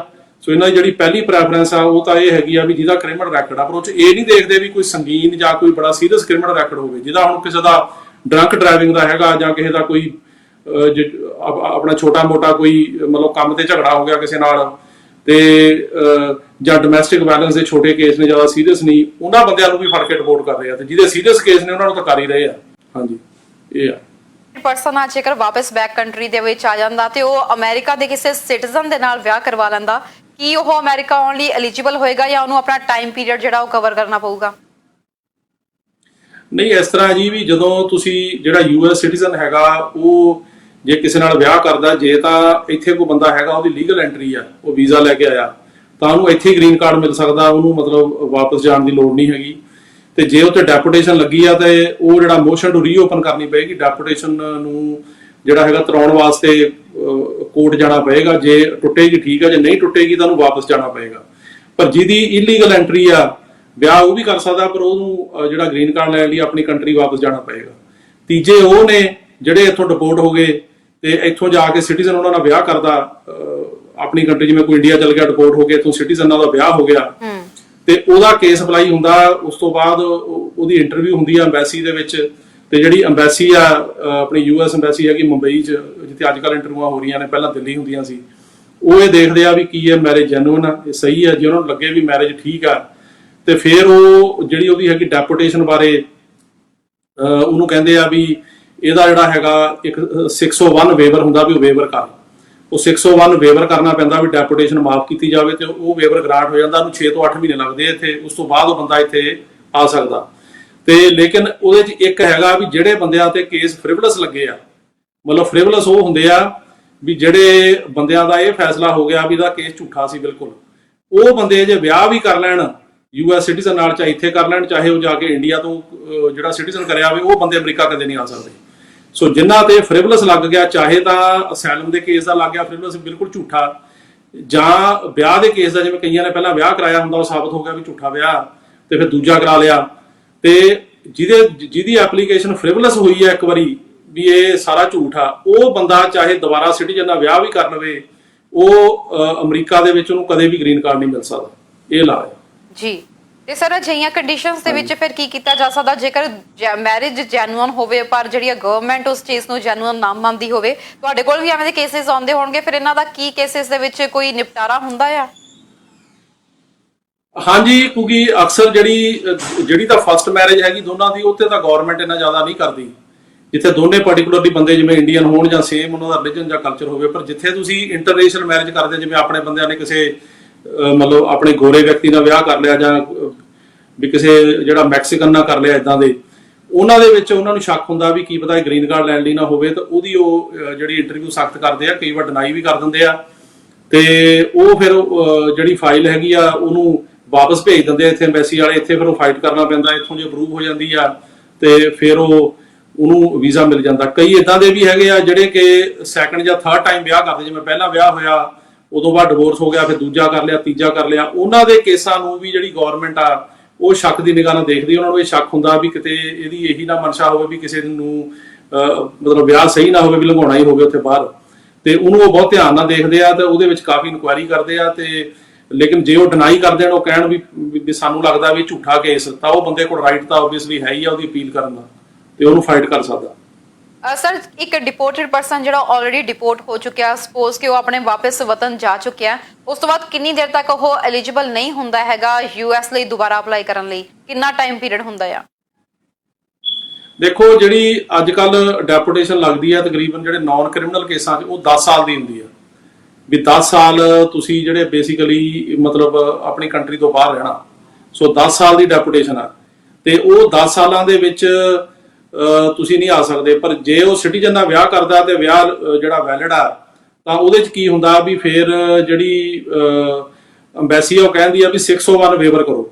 ਜਦੋਂ 601 ਵੇਵਰ ਕਰ ਦਿੰਦੇ ਆ, ਉਹਦੇ ਵਿੱਚ ਜਿਹੜਾ 10 ਸਾਲ ਵਾਲੀ ਸ਼ਰਤ ਹੈਗੀ ਉਹ ਮਾਫ ਹੋ ਜਾਂਦੀ ਆ, ਤੇ 10 ਸਾਲਾਂ ਤੋਂ ਪਹਿਲਾਂ ਬੰਦਾ, ਜਿਵੇਂ ਮੈਂ ਅੱਗੇ ਦੱਸਿਆ ਵੀ 6 ਤੋਂ 8 ਮਹੀਨੇ 'ਚ ਵੇਵਰ ਅਪਰੂਵ ਹੋ ਜਾਂਦਾ, ਉਹ ਸਾਲ ਡੇਢ ਸਾਲ ਦੇ ਵਿੱਚ ਇੱਥੇ ਆ ਸਕਦਾ। ਪਰ ਜਿਹੜੇ ਕ੍ਰਿਮੀਨਲ ਕੇਸ ਨੇ, ਜਿਵੇਂ ਕਿਸੇ ਬੰਦੇ ਨੇ ਕੋਈ ਜਿਵੇਂ ਕ੍ਰਾਈਮ ਕੀਤਾ, ਕੋਈ ਰੋਬਰੀ ਕੀਤੀ ਜਾਂ ਹੋਰ ਮਾੜਾ ਕੰਮ ਕੀਤਾ, ਜਿਹਦੇ ਕਰਕੇ ਉਹਨੂੰ ਡੈਪੂਟੇਸ਼ਨ ਲੱਗ ਗਈ, ਤੇ ਉਸ ਤੋਂ ਬਾਅਦ ਉਹ ਇੱਥੋਂ ਡਿਪੋਰਟ ਹੋ ਗਿਆ, ਉੱਤੇ ਜਿਹੜੀ ਡੈਪੂਟੇਸ਼ਨ ਆ ਉਹ 20 ਸਾਲ ਦੀ ਵੀ ਲੱਗ ਸਕਦੀ ਹੈ। ਤੇ ਉਹਨੂੰ ਵੇਵਰ ਵਾਸਤੇ ਵੀ ਮਤਲਬ ਵੇਵਰ ਲੈਣਾ ਬਹੁਤ ਔਖਾ ਉਹਨਾਂ ਕੇਸਾਂ 'ਚ, ਤੇ ਕਿਉਂਕਿ ਵੇਵਰ ਜਿਹੜਾ ਹੁੰਦਾ ਨਾ 601 'ਚ ਹਾਰਡਸ਼ਿਪ ਸ਼ੋਅ ਕਰਨੀ ਹੁੰਦੀ ਆ, ਵੀ ਜਿਹੜਾ ਅਮਰੀਕਨ ਸਿਟੀਜ਼ਨ ਸਪਾਊਸ ਆ, ਜਿਵੇਂ ਉਹਦੀ ਵਾਈਫ ਸਿਟੀਜ਼ਨ ਆ ਜਾਂ ਹਸਬੈਂਡ ਸਿਟੀਜ਼ਨ ਆ, ਉਹਨੂੰ ਕੀ ਹਾਰਡਸ਼ਿਪ ਆ, ਵੀ ਉਹਨੂੰ ਕੀ ਮਤਲਬ ਪ੍ਰੋਬਲਮ ਹੈਗੀ ਆ, ਵੀ ਉਹਦੀ ਫਾਈਨੈਂਸ਼ੀਅਲ ਹਾਰਡਸ਼ਿਪ ਸ਼ੋਅ ਕਰਨੀ ਪੈਂਦੀ ਆ। ਤੇ ਜਿਹੜੀ ਇਮੋਸ਼ਨਲ ਹਾਰਡਸ਼ਿਪ ਆ ਉਹਨੂੰ ਨਹੀਂ ਇਹ ਮੰਨਦੇ, ਵੀ ਆਪਾਂ ਕਹਿ ਦਈਏ ਵੀ ਹਸਬੈਂਡ ਦੂਰ ਆ, ਵਾਈਫ ਇੱਥੇ ਆ, ਤੇ ਉਹ ਮਤਲਬ ਇਕੱਲੇ ਆ ਤੇ ਚਾਹੁੰਦੇ ਆ ਇਕੱਠਾ ਰਹਿਣਾ, ਇਹ ਨਹੀਂ ਮੰਨਦੇ। ਉਹ ਕਹਿੰਦੇ ਫਾਈਨੈਂਸ਼ੀਅਲ ਹਾਰਡਸ਼ਿਪ ਹੋਵੇ ਜਾਂ ਉਹਨੂੰ ਕੋਈ ਮੈਡੀਕਲ ਪ੍ਰੋਬਲਮ ਹੋਵੇ, ਤੇ ਜਿਹਦੇ ਕਰਕੇ ਕਿ ਉਹਨੂੰ ਹਸਬੈਂਡ ਦੀ ਲੋੜ ਆ, ਤੇ ਉਹ ਫਿਰ ਜਦੋਂ 601 ਅਪਰੂਵ ਹੋ ਜਾਂਦਾ, ਤੇ ਫਿਰ ਜਿਹੜਾ ਉਹ ਵਿਅਕਤੀ ਆ, ਉਹਨੂੰ ਜਿਹਨੂੰ ਡੈਪੂਟੇਸ਼ਨ ਲੱਗੀ ਆ, 10 ਸਾਲ ਵੇਟ ਨਹੀਂ ਕਰਨੀ ਪੈਂਦੀ, ਉਹ 10 ਸਾਲ ਤੋਂ ਪਹਿਲਾਂ ਵੀ ਅਮਰੀਕਾ ਆ ਸਕਦਾ, ਜਿਵੇਂ ਸਾਲ ਡੇਢ ਸਾਲ ਦੇ ਵਿੱਚ ਵਾਪਸ ਆ ਸਕਦਾ। ਜੀ ਸਰ ਜਿਵੇਂ ਤੁਸੀਂ ਗੱਲ ਕੀਤੀ ਇਹਨਾਂ ਦੇ ਬਾਰੇ ਵਿੱਚ ਪੂਰੀ ਡਿਟੇਲ ਦੇ ਵਿੱਚ ਜਾਣਕਾਰੀ ਦਿੱਤੀ ਆ। ਹੁਣ ਇਸ ਵਕਤ ਅਸੀਂ ਦੇਖ ਰਹੇ ਹਾਂ ਕਿ ਜਿਹੜੇ ਗ੍ਰੀਨ ਕਾਰਡ ਹੋਲਡਰਸ ਨੇ, ਜਿਹੜੇ ਸਿਟੀਜ਼ਨਸ਼ਿਪ ਲਈ ਓਥ ਲਈ ਬੈਠੇ ਸੀ, 1 ਲੱਖ ਦੇ ਕਰੀਬ ਅਜਿਹੇ ਲੋਕ ਨੇ ਜਿਹੜੇ ਕਿ ਇਸ ਵਕਤ ਉਡੀਕ ਵਿੱਚ ਬੈਠੇ ਨੇ ਕਿ ਕਦੋਂ ਉਹਨਾਂ ਦੀ ਓਥ ਹੋਏਗੀ ਤੇ ਉਹਨਾਂ ਨੂੰ ਸਿਟੀਜ਼ਨਸ਼ਿਪ ਜਿਹੜੀ ਉਹ ਮਿਲੇਗੀ। ਇਹਦੇ ਵਿੱਚ ਹੁਣ ਇੰਨੀ ਵੱਡੀ ਦੇਰੀ ਹੋ ਰਹੀ ਹੈ, ਕੀ ਇਹਦੇ ਵਿੱਚ ਇਲੈਕਸ਼ਨਸ ਇੱਕ ਮੇਜਰ ਭੂਮਿਕਾ ਨਿਭਾ ਰਹੇ ਨੇ, ਜਾਂ ਤੁਹਾਨੂੰ ਲੱਗ ਰਿਹਾ ਹੈ ਕਿ ਇਲੈਕਸ਼ਨਸ ਤੋਂ ਪਹਿਲਾਂ ਇਹ ਸੈਰੇਮਨੀਜ਼ ਜਿਹੜੀਆਂ ਕੰਪਲੀਟ ਹੋ ਸਕਦੀਆਂ ਨੇ? ਨਹੀਂ, ਜਿਨ੍ਹਾਂ ਨੂੰ ਦੇਖੋ ਜਿਹੜੇ ਬੰਦਿਆਂ ਨੇ ਸਿਟੀਜ਼ਨਸ਼ਿਪ ਦਾ ਅਪਲਾਈ ਕੀਤਾ ਉਹਨਾਂ ਦੀ ਇੰਟਰਵਿਊ ਨਹੀਂ ਆਈ, ਜਾਂ ਕਈਆਂ ਦੀ ਇੰਟਰਵਿਊ ਹੋ ਗਈ ਓਥ ਨਹੀਂ ਆਈ, ਉਹਦੇ ਪਿੱਛੇ ਕੋਈ ਇਲੈਕਸ਼ਨ ਦਾ ਕਾਰਨ ਨਹੀਂ ਹੈਗਾ, ਉਹਦੇ ਪਿੱਛੇ ਕਾਰਨ ਹੈਗਾ ਕਰੋਨਾ ਵਾਇਰਸ। ਤੇ ਕਰੋਨਾ ਵਾਇਰਸ ਕਰਕੇ ਇਹਨਾਂ ਨੇ ਇਮੀਗ੍ਰੇਸ਼ਨ ਦੇ ਆਫਿਸ ਬੰਦ ਕਰਤੇ ਸੀ, ਜਿਹੜੇ ਹੁਣ 4 ਜੂਨ ਨੂੰ ਖੁੱਲੇ ਆ। ਪਰ ਜਿਹੜੇ ਖੁੱਲੇ ਆ ਇਹ ਬੜੇ ਜਾਣੀ ਕਿ ਲਿਮਟਿਡ ਖੁੱਲੇ ਆ। ਇਹ ਉਹਨਾਂ ਨੇ ਆਪਣੇ ਅਜੇ ਉਹ ਜਿਹੜੇ ਆਰਡਰਸ ਹੈਗੇ ਨੇ ਵੀ ਕਿਹਨੂੰ ਬੁਲਾਉਣਾ, ਇੰਟਰਵਿਊ ਕਿਸ ਤਰ੍ਹਾਂ ਕਰਨੀ ਆ ਤੇ ਸੋਸ਼ਲ ਡਿਸਟੈਂਸਿੰਗ ਕਿਵੇਂ ਕਰਨੀ ਆ, ਉਹਨੂੰ ਇੰਪਲੀਮੈਂਟ ਕਰ ਰਹੇ ਆ। ਤੇ ਇੰਟਰਵਿਊਆਂ ਬਹੁਤ ਘੱਟ ਦੇ ਰਿਹਾ, ਹੌਲੀ ਹੌਲੀ ਇੰਟਰਵਿਊਆਂ ਜ਼ਿਆਦਾ ਆਉਣਗੀਆਂ। ਈਵਨ ਜਿਹੜੇ ਫਿੰਗਰਪ੍ਰਿੰਟਸ ਨੇ ਉਹ ਵੀ ਨਹੀਂ ਅਜੇ ਹੋ ਰਹੇ, ਪਰ ਜਿਹੜੀਆਂ ਕੋਟਾਂ ਨੇ ਉਹ ਜਿਵੇਂ ਮੈਂ ਅੱਗੇ ਦੱਸਿਆ ਵੀ ਕੁਝ ਕੋਟਾਂ ਨੂੰ ਛੱਡ ਕੇ ਜਿਹੜੀਆਂ ਬਾਕੀ ਕੋਟਾਂ ਨੇ ਉਹ ਸਾਰਿਆਂ ਦੇ ਜਿਹੜੇ ਕੇਸਿਸ ਨੇ ਉਹ ਜਿਹੜੇ ਬਾਹਰ ਬੰਦੇ ਨੇ ਨਾਨ ਡਿਟੇਨਡ ਨੇ ਉਹਨਾਂ ਦੇ ਪੋਸਟਪੋਨ ਹੋ ਚੁੱਕੇ ਆ 6 ਜੁਲਾਈ ਤੱਕ। ਸੋ ਇਸ ਕਰਕੇ ਇਹ ਜਿਹੜੀ ਹੁਣ ਸਿਟੀਜ਼ਨਸ਼ਿਪ ਦੀ ਕਿਸੇ ਦੀ ਇੰਟਰਵਿਊ ਨਹੀਂ ਆਈ, ਅਪਲਾਈ ਕੀਤਾ ਜਾਂ ਕਿਸੇ ਦੀ ਓਥ ਨਹੀਂ ਆਈ, ਉਹਦਾ ਸੰਬੰਧ ਜਿਹੜਾ ਹੈਗਾ ਉਹ ਸਿਰਫ ਇਸ ਕਰਕੇ ਆ ਕਿ ਇਮੀਗ੍ਰੇਸ਼ਨ ਦੇ ਆਫਿਸ ਬੰਦ ਰਹੇ ਆ ਤੇ ਉਹ ਹੁਣ ਉਹਨਾਂ ਨੂੰ ਓਥ ਵਗੈਰਾ ਭੇਜਣਗੇ। ਦੂਜੀ ਉਹ ਕੈਟਾਗਰੀ ਆ ਵੀ ਪਿੱਛੇ ਜਿਹੜੇ ਲੋਕਾਂ ਨੂੰ ਮਤਲਬ ਸਿਟੀਜ਼ਨਸ਼ਿਪ ਮਿਲ ਗਈ, ਉਹਨਾਂ ਨੇ ਪਾਸਪੋਰਟ ਅਪਲਾਈ ਕੀਤਾ ਸੀ ਆਪਣਾ, ਜਿਹੜਾ ਪਾਸਪੋਰਟ ਇੱਥੇ ਪੋਸਟ ਆਫਿਸ ਦੇ ਥਰੂ ਅਪਲਾਈ ਹੁੰਦਾ ਅਮਰੀਕਾ 'ਚ, ਉਹਨਾਂ ਨੂੰ ਵੀ ਨਹੀਂ ਆਏ ਕਈਆਂ ਨੂੰ ਜਿਹੜੇ ਪਾਸਪੋਰਟ।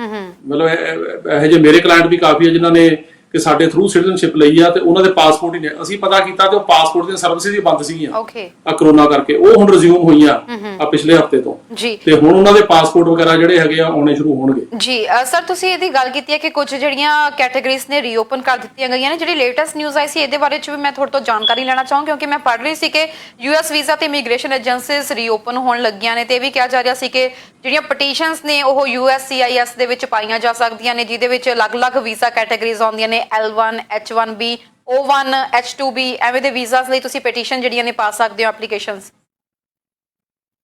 ਦੇਖੋ ਇਸ ਤਰ੍ਹਾਂ ਹੈਗਾ ਕਿ ਇਹ ਜਿਹੜੀਆਂ ਨਾਨ ਇਮੀਗ੍ਰੈਂਟ ਵੀਜ਼ੇਸ ਨੇ ਇਹਨਾਂ ਵਾਸਤੇ ਜਿਹੜੀ ਟਰੰਪ ਐਡਮਿਨਿਸਟ੍ਰੇਸ਼ਨ ਹੈਗੀ ਆ ਉਹ ਹੁਣ ਆ ਮਹੀਨੇ ਦੇ ਵਿੱਚ ਪਾਲਿਸੀ ਬਣਾ ਰਹੀ ਆ।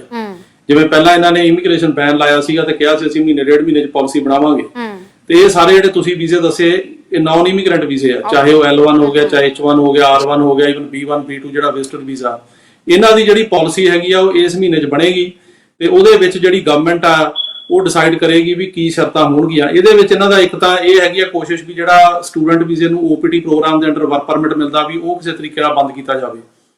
H1 ਦਾ ਵੀ ਇਹ ਅੱਗੇ H1 ਦਾ ਪਹਿਲਾਂ ਅੱਗੇ ਹੀ ਬਹੁਤ ਘੱਟ ਹੈ ਕਿਉਂਕਿ ਲੋਟਰੀ ਸਿਸਟਮ ਹੈ ਇੱਥੇ, ਲੋਟਰੀ ਦੇ ਵਿੱਚ ਮਤਲਬ ਜਿੰਨੇ ਅਪਲਾਈ ਕਰਦੇ ਆ ਉਹਨਾਂ ਤੋਂ ਬਹੁਤ ਘੱਟ ਬੰਦੇ ਆਉਂਦੇ ਆ। L1 ਜ਼ਰੂਰ ਹੈਗਾ, ਉਹਦੇ 'ਚ ਕੋਈ ਲੋਟਰੀ ਨਹੀਂ ਹੈਗੀ, ਉਹ ਜੇ ਮਤਲਬ ਕੁਆਲੀਫਾਈ ਕਰਦਾ ਬੰਦਾ ਉਹਦੇ 'ਚ ਮਤਲਬ ਉਹ ਸਾਰਾ ਮਿਲ ਜਾਂਦਾ L1, ਉਹਦੇ 'ਚ ਕੋਈ ਪ੍ਰੋਬਲਮ ਨਹੀਂ। R1 'ਚ ਵੀ ਕੋਈ ਨਹੀਂ ਹੈਗੀ। ਤੇ ਇਹਦੇ ਜਿਹੜੇ ਫਿਲਹਾਲ ਤਾਂ ਰੂਲ ਉਹੀ ਨੇ ਜਿਹੜੇ ਪੁਰਾਣੇ ਆ, ਅਜੇ ਤੱਕ ਕੋਈ ਚੇਂਜ ਨਹੀਂ ਹੈਗੀ। ਉਹਦੇ ਵਿੱਚ ਐਪਲੀਕੇਸ਼ਨਾਂ ਜਿਹੜੀਆਂ ਨੇ ਉਹ ਲੈ ਰਹੇ ਨੇ ਤੇ ਹੁਣ ਇਮੀਗ੍ਰੇਸ਼ਨ ਜਿਵੇਂ 4 ਜੂਨ ਤੋਂ ਖੁੱਲ ਗਈ ਆ, ਲੇਕਿਨ ਜਿਹੜੀਆਂ ਐਪਲੀਕੇਸ਼ਨ ਸੈਂਟਰ ਤਾਂ ਪਹਿਲਾਂ ਵੀ ਖੁੱਲੇ ਹੀ ਸੀ, ਇਹ ਤਾਂ ਸਿਰਫ ਇੰਟਰਵਿਊ ਲਈ ਖੁੱਲੀਆਂ ਨੇ। ਜਿਹੜੇ ਐਪਲੀਕੇਸ਼ਨਾਂ ਸੀ, ਚਾਹੇ ਤੁਸੀਂ ਆਪਣਾ ਵਰਕ ਪਰਮਿਟ ਅਪਲਾਈ ਕਰਨਾ, ਚਾਹੇ ਅਸਾਈਲਮ ਦਾ ਕੇਸ ਅਪਲਾਈ ਕਰਨਾ, ਚਾਹੇ R1 ਕਰਨਾ, L1 ਕਰਨਾ, ਉਹ ਸਰਵਿਸ ਸੈਂਟਰ ਤਾਂ ਕਦੇ ਵੀ ਬੰਦ ਨਹੀਂ ਹੋਏ, ਉਹ ਪਹਿਲਾਂ ਵੀ ਚੱਲਦੇ ਸੀਗੇ। ਤੇ ਉਹਦੇ ਵਿੱਚ ਹੁਣ ਜਿਹੜੀ ਆ ਇਹ ਸਿਰਫ ਜਿਹੜੀ ਇੰਟਰਵਿਊ ਪ੍ਰੋਸੈਸਿੰਗ ਜਿੱਥੇ ਹੁੰਦੀ ਆ ਜਾਂ ਫਿੰਗਰਪ੍ਰਿੰਟਿੰਗ ਹੁੰਦੀ ਆ ਉਹ ਖੁੱਲੇ ਆ। ਤੇ ਇਹਦੇ 'ਚ ਲੇਕਿਨ ਆਹ ਮਹੀਨੇ ਦੇ ਵਿੱਚ ਜਿਹੜੀ ਅਮਰੀਕਨ ਸਰਕਾਰ ਹੈਗੀ ਆ, ਟਰੰਪ ਐਡਮਿਨਿਸਟ੍ਰੇਸ਼ਨ ਆ, ਇਹ ਇਹਨਾਂ ਵੀਜ਼ਿਆਂ ਦੀ ਜਿਹੜੇ ਨਾਨ ਇਮੀਗ੍ਰੈਂਟ ਵੀਜ਼ੇ ਨੇ ਇਹਨਾਂ ਦੇ ਰੂਲਸ ਕੱਢੇਗੀ। ਉਹਦੇ ਬਾਰੇ ਆਪਾਂ ਡਿਟੇਲ 'ਚ ਜਾਣਕਾਰੀ ਦਵਾਂਗੇ ਕਿ ਕੀ ਰੂਲ ਨੇ, ਕੀ ਚੇਂਜ ਇਹਨਾਂ ਚਾਹੀਏ। ਜੀ ਬਿਲਕੁਲ ਸਰ, ਇਹਦੇ ਬਾਰੇ ਵਿੱਚ ਆਪਾਂ ਡਿਟੇਲ ਜਾਣਕਾਰੀ ਜ਼ਰੂਰ ਲਵਾਂਗੇ। ਇਸ ਵਕਤ ਜਿਹੜੇ ਸਪਾਊਸ ਵੀਜ਼ਾ ਦੀਆਂ ਐਪਲੀਕੇਸ਼ਨਸ ਦੇ ਲਈ ਵੇਟ ਕਰ ਰਹੇ ਨੇ, ਜਿਨ੍ਹਾਂ ਨੇ ਲਗਾਇਆ ਹੋਇਆ, ਇੰਟਰਵਿਊਜ਼ ਦੀ ਵੇਟ ਹੋ ਰਹੀ ਹੈ, ਕਦੋਂ ਤੱਕ ਇੰਟਰਵਿਊਜ਼ ਓਪਨ ਹੋਣ ਦੀ ਉਮੀਦ ਹੈ? ਕਿਉਂਕਿ ਇੱਕ ਇਹ ਪੁੱਛਣਾ ਚਾਹੂੰਗੀ, ਇੱਕ ਤਾਂ ਸਿਟੀਜ਼ਨ ਜਿਨ੍ਹਾਂ ਨੇ ਅਮਰੀਕਨ ਸਿਟੀਜ਼ਨ ਨਾਲ ਵਿਆਹ ਕਰਾਇਆ ਉਹਨਾਂ ਦੇ ਸਪਾਊਸ, ਤੇ ਇੱਕ ਹੈਗਾ ਜਿਨ੍ਹਾਂ ਨੇ ਗ੍ਰੀਨ ਕਾਰਡ ਹੋਲਡਰਸ ਨਾਲ ਵਿਆਹ ਕਰਾਇਆ ਉਹਨਾਂ ਦੇ ਸਪਾਊਸ। ਕੀ ਇਹ ਐਪਲੀਕੇਸ਼ਨ ਸੇਮ ਹੀ ਪ੍ਰੋਸੈਸਿੰਗ ਹੁੰਦੀ, ਸੇਮ ਹੀ ਟਾਈਮ ਪੀਰੀਅਡ ਹੁੰਦਾ, ਜਾਂ ਫਿਰ ਸਿਟੀਜ਼ਨਸ਼ਿਪ ਵਾਲਿਆਂ ਨੂੰ ਪ੍ਰਾਇੋਰਟੀ ਦਿੱਤੀ ਜਾਂਦੀ ਆ? ਨਹੀਂ, ਇਹਨਾਂ ਦਾ ਜਿਹੜਾ ਦੋਨਾਂ ਦਾ ਪ੍ਰੋਸੈਸਿੰਗ ਟਾਈਮ ਦਾ ਫਰਕ ਹੈ ਜੀ। ਜਿਹੜਾ US ਸਿਟੀਜ਼ਨ ਆ ਉਹਦੀ ਫਸਟ ਪ੍ਰੈਫਰੈਂਸ ਕੈਟਾਗਰੀ ਹੈ, ਉਹਦਾ ਕੋਈ ਜਿਹੜਾ ਹੈਗਾ ਵੇਟਿੰਗ ਪੀਰੀਅਡ ਨਹੀਂ ਹੈਗਾ, ਸਿਰਫ ਜਿਹੜਾ ਪ੍ਰੋਸੈਸਿੰਗ ਟਾਈਮ ਹੀ ਆ ਵੀ ਜਿੰਨਾ ਵੀ ਪ੍ਰੋਸੈਸਿੰਗ ਟਾਈਮ ਲੱਗਦਾ ਉਹਦੇ ਵਿੱਚ ਉਹਦੀ ਜਿਹੜੀ ਹੈਗੀ ਆ ਉਹ ਇੰਟਰਵਿਊ ਹੋ ਜਾਂਦੀ ਹੈ। ਤੇ ਉਹਦੇ 'ਚ ਕੋਈ ਉਹੋ ਜਿਹੀ ਡਿਲੇ ਨਹੀਂ ਹੈਗੀ ਕਿਉਂਕਿ ਜਿਹੜਾ ਬੈਨ ਲਾਇਆ ਸੀ ਇਮੀਗ੍ਰੇਸ਼ਨ ਬੈਨ ਪ੍ਰੈਜ਼ੀਡੈਂਟ ਟਰੰਪ ਨੇ, ਉਹਦੇ ਵਿੱਚ US ਸਿਟੀਜ਼ਨ ਦੀ ਜਿਹੜੇ ਮੈਰਿਜ ਦੇ ਕੇਸ ਆ ਉਹ ਨਹੀਂ ਆਉਂਦੇ। ਸੋ ਉਹਦੇ ਵਿੱਚ ਤਾਂ ਟਾਈਮ ਜਿੰਨਾ ਲੱਗਦਾ ਉਹ ਲੱਗ ਰਿਹਾ, ਥੋੜੀ ਜਿਹੀ ਡਿਲੇ ਹੈਗੀ ਆ ਕਿਉਂਕਿ ਇਮੀਗ੍ਰੇਸ਼ਨ ਦੇ ਜਿਹੜੇ ਆਫਿਸ ਬੰਦ ਹੋਣ ਕਰਕੇ। ਤੇ ਉਹ ਵੀ ਇੱਥੇ ਜਿਨ੍ਹਾਂ ਦੇ ਕੇਸ ਮਤਲਬ ਅਮਰੀਕਾ ਦੇ ਵਿੱਚ ਜਿਵੇਂ ਕੋਈ ਬੰਦਾ B1 B2 ਵਿਜ਼ਟਰ ਤੇ ਆਇਆ ਜਾਂ ਸਟੂਡੈਂਟ ਵੀਜ਼ੇ ਤੇ ਆਇਆ ਜਾਂ H1 ਤੇ ਆਇਆ, ਉਹਨੇ ਸਿਟੀਜ਼ਨ ਨਾਲ ਵਿਆਹ ਕਰਾ ਲਿਆ, ਤੇ ਉਹੋ ਜਿਹੇ ਕੇਸਾਂ 'ਚ। ਪਰ ਜਿਨ੍ਹਾਂ ਨੇ ਆਪਣੇ ਸਪਾਊਸ ਦਾ ਸਿਟੀਜ਼ਨ ਨੇ ਅਪਲਾਈ ਕੀਤਾ ਇੰਡੀਆ 'ਚ, ਵੀ ਜਿਵੇਂ ਕੋਈ ਜਿਹੜਾ US ਸਿਟੀਜ਼ਨ ਦਾ ਹਸਬੈਂਡ ਜਾਂ ਵਾਈਫ ਇੰਡੀਆ 'ਚ ਜਾਂ ਕੈਨੇਡਾ 'ਚ ਜਾਂ ਇੰਗਲੈਂਡ 'ਚ ਜਾਂ ਕਿਸੇ ਹੋਰ ਮੁਲਕ 'ਚ, ਉਹਨਾਂ ਵਾਸਤੇ ਤਾਂ ਜਿਹੜਾ ਪ੍ਰੋਸੈਸਿੰਗ ਟਾਈਮ ਆ ਉਨਾ ਹੀ ਹੈ ਕਿਉਂਕਿ ਸਰਵਿਸ ਸੈਂਟਰ ਖੁੱਲੇ ਸੀਗੇ, ਉਹਦੇ 'ਚ ਡਿਲੇ ਹੈਗੀ ਆ ਪਰ ਇੰਨੀ ਨਹੀਂ ਹੈਗੀ। ਤੇ ਉਹਦਾ ਜਿੰਨਾ ਟਾਈਮ ਉਹਨੂੰ 8-9 ਮਹੀਨੇ 10 ਮਹੀਨੇ ਪ੍ਰੋਸੈਸਿੰਗ ਹੈ ਉਹ ਹੋਣੀ ਹੈ।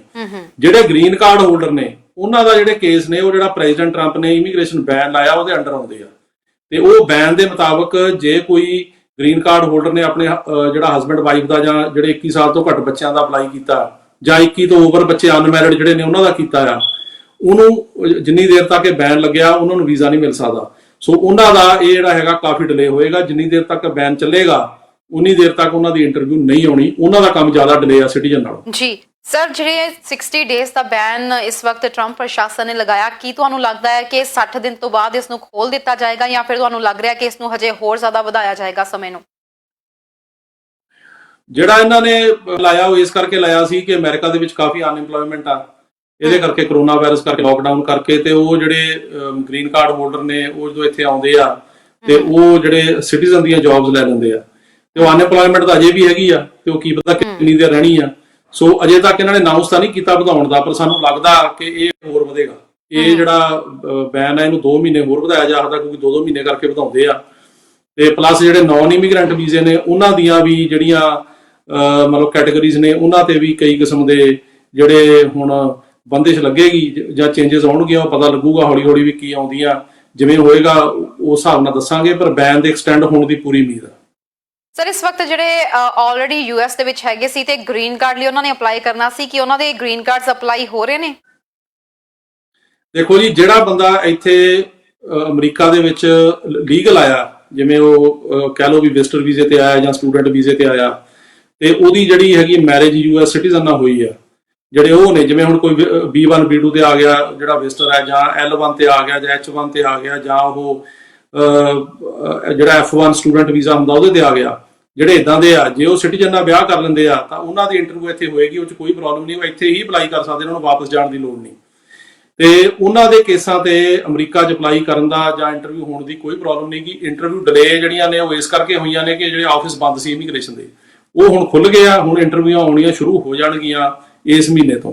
ਪਰ ਜਿਹੜੇ ਬੰਦੇ ਬਾਹਰ ਨੇ, ਜਿਵੇਂ ਕੰਟਰੀ ਤੋਂ ਬਾਹਰ ਆ, ਫਰਜ਼ ਕਰੋ ਕੋਈ, ਉਹਨੂੰ ਜਾ ਕੇ ਜਿਹੜਾ ਸਿਟੀਜ਼ਨ ਨੇ ਮਤਲਬ ਵਿਆਹ ਕਰਾ ਕੇ ਅਪਲਾਈ ਕੀਤਾ, ਉਹਦੇ ਵਿੱਚ ਵੀ ਕੋਈ ਜਿਹੜੀ ਹੈਗੀ ਆ ਮਤਲਬ ਪ੍ਰੋਸੈਸਿੰਗ 'ਚ ਦੇਰ ਨਹੀਂ, ਇੰਟਰਵਿਊ ਦੇਰ ਹੋਏਗੀ, ਕਿਉਂਕਿ ਆਬਵੀਅਸਲੀ ਇੰਡੀਆ 'ਚ ਲੋਕਡਾਊਨ ਕਰਕੇ ਮੁੰਬਈ 'ਚ ਤੁਹਾਨੂੰ ਪਤਾ ਹੀ ਹੈ ਕਿੰਨਾ ਬੁਰਾ ਹਾਲ ਆ ਉੱਥੇ ਕਰੋਨਾ ਦਾ। ਹੁਣ ਅੱਜ ਕੱਲ੍ਹ ਇੰਡੀਆ 'ਚ ਬਹੁਤ ਵੱਧ ਗਿਆ, ਦਿੱਲੀ ਬੰਬੇ, ਤੇ ਉਹਦੇ ਕਰਕੇ ਲੋਕਡਾਊਨ ਪਤਾ ਨਹੀਂ ਕਦੋਂ ਖੁੱਲਣਾ, ਤੇ ਉਹ 'ਤੇ ਅਸਰ ਪਏਗਾ। ਤੇ ਜਿਹੜੇ ਗ੍ਰੀਨ ਕਾਰਡ ਹੋਲਡਰ ਨੇ ਇਹਨਾਂ ਦੀ ਸਿਚੁਏਸ਼ਨ ਹੋਰ ਆ, ਇਹਨਾਂ ਤੇ ਜਿਹੜਾ ਇਮੀਗ੍ਰੇਸ਼ਨ ਬੈਨ ਲੱਗਿਆ ਇਹਨਾਂ ਦਾ ਆਬਵੀਅਸਲੀ ਡਿਲੇ ਹੋਏਗੀ। ਤੇ ਬਾਕੀ ਇਹਦੇ 'ਚ ਇਹ ਆ ਵੀ ਜਿਹੜੇ ਲੋਕਾਂ ਨੇ ਹੁਣ ਪੋਲੀਟੀਕਲ ਅਸਾਈਲਮ ਵਗੈਰਾ ਦੇ ਕੇਸ ਅਪਲਾਈ ਕੀਤੇ ਆ, ਉਹਨਾਂ ਦੀ ਕੋਈ ਪ੍ਰੋਬਲਮ ਨਹੀਂ ਹੈਗੀ। ਜਿਹੜੇ ਅਮਰੀਕਾ ਦੇ ਵਿੱਚ ਆਏ ਆ, ਚਾਹੇ ਉਹ ਕੈਂਪ 'ਚੋਂ ਆਏ ਆ ਛੁੱਟ ਕੇ ਬਾਹਰ ਮਤਲਬ ਬੌਂਡ ਤੇ, ਚਾਹੇ ਉਹ ਉਦਾਂ ਹੀ ਆ ਗਏ, ਜਿਵੇਂ ਕਈ ਬੰਦੇ ਆ ਜਾਂਦੇ ਫੜੇ ਨਹੀਂ ਜਾਂਦੇ, ਜਾਂ ਕਈ ਵਿਜ਼ਟਰ ਵੀਜ਼ੇ ਤੇ ਆ ਜਾਂਦੇ, ਉਹਨਾਂ ਨੇ ਅਸਾਈਲਮ ਕੀਤਾ ਜਾਂ ਕਿਸੇ ਹੋਰ ਕੈਟਾਗਰੀ 'ਚ, ਉਹਨਾਂ ਦੇ ਕੋਈ ਅਸਰ ਨਹੀਂਗਾ। ਉਹ ਅਸਾਈਲਮ ਦੀਆਂ ਐਪਲੀਕੇਸ਼ਨਾਂ ਜਿਹੜੀਆਂ ਨੇ ਉਹ ਗਵਰਨਮੈਂਟ ਲੈ ਰਹੀ ਆ, ਉਹਨਾਂ ਨੂੰ ਵਰਕ ਪਰਮਿਟ ਵੀ ਆ ਰਹੇ ਆ, ਤੇ ਉਹਨਾਂ ਦੇ ਵਰਕ ਪਰਮਿਟਾਂ ਤੇ ਇਹ ਬੰਦਿਸ਼ ਨਹੀਂ ਹੈਗੀ ਕਿ ਫਿੰਗਰਪ੍ਰਿੰਟ ਹੋਏ ਹੋਣ। ਜਿਵੇਂ ਪਹਿਲਾਂ ਇਹ ਹੁੰਦਾ ਸੀ ਕਿ ਕਿਸੇ ਨੂੰ ਵਰਕ ਪਰਮਿਟ ਦੇਣ ਲਈ ਫਿੰਗਰਪ੍ਰਿੰਟ ਹੋਣੇ ਜ਼ਰੂਰੀ ਸੀ। ਹੁਣ ਜਿਹੜੀ ਗਵਰਨਮੈਂਟ ਆ ਉਹਨੇ ਵੇਵ ਕੀਤਾ ਹੋਇਆ ਪਿਛਲੇ 2-3 ਮਹੀਨਿਆਂ ਤੋਂ ਕਿ ਜੇ ਕਿਸੇ ਦੇ ਫਿੰਗਰਪ੍ਰਿੰਟ ਨਹੀਂ ਵੀ ਆਉਂਦੇ ਤਾਂ ਜਿਹੜਾ ਉਹਦਾ ਪ੍ਰੋਸੈਸਿੰਗ ਟਾਈਮ ਹੈ ਵਰਕ ਪਰਮਿਟ ਦਾ ਅਮਰੀਕਾ 'ਚ ਉਹ ਹੁੰਦਾ 6 ਮਹੀਨੇ। ਕਿ ਜੇ ਤੁਹਾਡੇ ਕੇਸ ਨੂੰ ਚੱਲਦੇ ਨੂੰ 180 ਦਿਨ ਹੋ ਗਏ ਤਾਂ ਤੁਸੀਂ ਵਰਕ ਪਰਮਿਟ ਅਪਲਾਈ ਕਰ ਸਕਦੇ ਹੋ, ਜੋ ਤੁਹਾਨੂੰ ਮਿਲ ਜਾਂਦਾ 2 ਸਾਲ ਦਾ। ਉਹਦੇ ਵਾਸਤੇ ਕਿਸੇ ਫਿੰਗਰਪ੍ਰਿੰਟ ਦੀ ਲੋੜ ਨਹੀਂ, ਉਹ ਫਿੰਗਰਪ੍ਰਿੰਟ ਉਹ ਆਪਣੇ ਆਪ ਹੀ ਕਰਨਗੇ ਜਦੋਂ ਵੀ ਉਹਨਾਂ ਨੇ ਦੇਖਿਆ ਵੀ ਉਹਨਾਂ ਦੇ ਸ਼ਹਿਰ ਦੇ ਵਿੱਚ ਕੀ ਹਾਲਾਤ ਨੇ। ਤੇ ਉਸ ਤੋਂ ਬਿਨਾਂ ਵਰਕ ਪਰਮਿਟ ਆ ਰਹੇ ਨੇ, ਜਿਹਦੇ ਨਹੀਂ ਵੀ ਫਿੰਗਰਪ੍ਰਿੰਟ ਹੋਏ, ਅਸੀਂ ਅਪਲਾਈ ਕੀਤੇ, ਕਈਆਂ ਦੇ ਵਰਕ ਪਰਮਿਟ ਆਏ ਆ, ਉਹ 'ਚ ਕੋਈ ਪ੍ਰੋਬਲਮ ਨਹੀਂ ਤੇ ਉਹ ਆ ਰਹੇ ਜੀ। ਸਰ, ਮੈਂ ਇਹ ਜ਼ਰੂਰ ਪੁੱਛਣਾ ਚਾਹੂੰਗੀ, ਇਸ ਵਕਤ ਜਿਵੇਂ ਕਿ ਖਬਰ ਆ ਰਹੀਆਂ ਨੇ ਕਿ USCIS, ਮੈਂ ਕੁਐਸਚਨ ਪੁੱਟ ਕਰੂੰਗੀ, ਪਹਿਲਾਂ ਇਸ ਤੋਂ ਪਹਿਲਾਂ ਅਸੀਂ ਆਪਣੇ ਕਾਲਰ ਦਾ ਸਵਾਲ ਲੈ ਲਈਏ। ਹੈਲੋ, ਸਤਿ ਸ਼੍ਰੀ ਅਕਾਲ ਜੀ। ਹਾਂਜੀ, ਕਿੱਥੋਂ ਬੋਲ ਰਹੇ ਹੋ ਸਰ? ਮੈਂ ਪੰਜਾਬ ਤੋਂ ਬੋਲਦਾ ਜੀ। ਜੀ ਹਾਂਜੀ, ਦੱਸੋ ਸਰ, ਕੀ ਪੁੱਛਣਾ ਚਾਹੁੰਦੇ ਹੋ ਤੁਸੀਂ? ਮੈਂ ਉਹਦੇ ਤੋਂ ਨਾ ਉਹ ਮੈਡੀਕਲ ਟ੍ਰੀਟਮੈਂਟ ਵੀਜ਼ਾ ਅਪਲਾਈ ਕਰਨਾ ਸੀ ਪੰਜਾਬ ਤੋਂ, ਮੇਰਾ ਉਹਦੇ ਨੂੰ ਅਪਲਾਈ ਤਾਂ ਨਹੀਂ ਹੋਣਾ। ਸਰ, ਤੁਸੀਂ ਔਨ ਹੋਲਡ ਰਹੇ ਹੋ, ਅਸੀਂ ਜਸਪ੍ਰੀਤ ਜੀ ਨੂੰ ਪੁੱਛਦੇ ਹਾਂ। ਜਸਪ੍ਰੀਤ ਜੀ, ਮੈਡੀਕਲ ਟ੍ਰੀਟਮੈਂਟ ਵੀਜ਼ਾ ਬਾਰੇ ਪੰਜਾਬ ਤੋਂ ਅਪਲਾਈ ਕਰਨਾ ਚਾਹੁੰਦੇ ਨੇ, ਇਹਦੇ ਬਾਰੇ ਵਿੱਚ ਜਾਣਕਾਰੀ ਹਾਸਲ ਕਰਨਾ ਚਾਹੁੰਦੇ ਨੇ, ਕੀ ਆਪਾਂ ਇਹਨਾਂ ਨੂੰ ਕੁਝ ਪੁੱਛਣਾ ਜਾਂ ਆਪਾਂ ਟੀਵੀ ਸਕਰੀਨ ਤੇ ਆਨਸਰ ਦਈਏ?